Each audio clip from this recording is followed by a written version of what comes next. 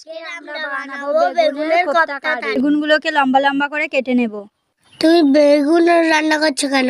বাড়িতে কেউ খায় না। আমি যে বেগুন রান্না করেছি সেটা বাড়িতে কেউ বুঝতে পারবে না। বেগুনগুলো কেটে ভালো করে ধুয়ে নিয়েছি। এবার ওই বেগুনের মধ্যে কিছুটা নুন, সামান্য হলুদ গুঁড়ো, লঙ্কার গুঁড়ো, কাশ্মীরি লঙ্কার গুঁড়ো, কিছুটা সর্ষের তেল দিয়ে ভালো করে বেগুনগুলোকে মেখে নেবো। কাকিমা, তুমি তেল মশলা শুধু শুধু নষ্ট করছো, কেউ কিন্তু খাবে না। খাবে খাবে, সবাই হাত চেটে খাবে। খাওয়াতে পারলেই ভালো।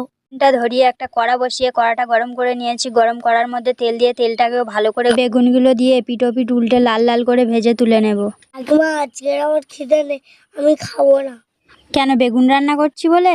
হ্যাঁ, আমাদের দুজনের গলা বসে গেছে, একটু মানিয়ে নিও। এবার একটা ছেকনির মধ্যে সাদা সর্ষে ও কালো সর্ষে নিয়ে ধুয়ে নেব। লঙ্কা ও সামান্য নুন নিয়ে সর্ষেটা বেটে নেব। ও, সর্ষে দিয়ে করছো?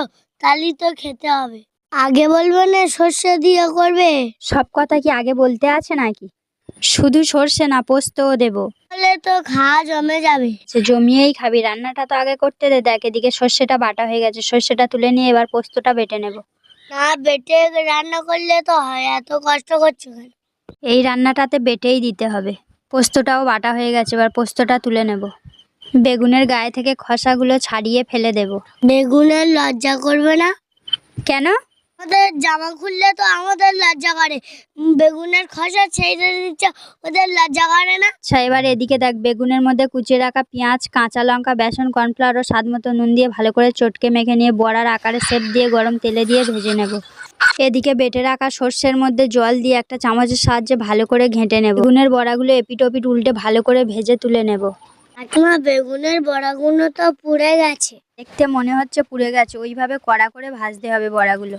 ওই তেলের মধ্যে ফোড়নে গোটা গরম মশলা, কালো জিরে, কাঁচা লঙ্কা, হলুদ গুঁড়ো, লঙ্কার গুঁড়ো, কাশ্মীরি লঙ্কার গুঁড়ো ও পোস্ত বাটা দিয়ে মশলাটাকে ভালো করে কষিয়ে নেবো যতক্ষণ না তেল ছাড়ছে। তোমার রান্নাটা তাড়াতাড়ি করো, খিদে পেয়ে গেছে। আগেই তো বলছিলিস খিদে নেই, খাবো না, আবার এর মধ্যে খিদে পেয়ে গেল। মশলা থেকে তেল ছেড়ে দিয়েছে, এবার সর্ষেটা ছেঁকে জলটা ওর মধ্যে দিয়ে দেব। বাকি সর্ষের জলটাও দিয়ে ফুটিয়ে নিয়ে বেগুনের কোপ্তা দিয়ে আবারও কিছুক্ষণ ফুটিয়ে নেব। কি আজকে রান্না হবে না? এসছে, এই রান্নাতে একটু সময় লাগে কিন্তু খেতে টেস্ট হয়। উপর থেকে গরম মশলা, সর্ষের তেল ছড়িয়ে নামিয়ে নিলেই রেডি হয়ে যাবে বেগুনের কোপ্তা কারি। এবার খেয়ে বলতো দেখি কেমন হয়েছে। কাকিমা, তুমি কি বানিয়েছো? কেন, ভালো হয়নি? হাত চেটে খাওয়ার মতন রান্না হয়েছে। বাড়িতে কেউ বুঝতে পারবে না বেগুন রান্না করেছো। রেসিপিটা ভালো লাগলে চ্যানেলটাকে সাবস্ক্রাইব করে দেবে রেসিপি দেখার জন্য। আসাম।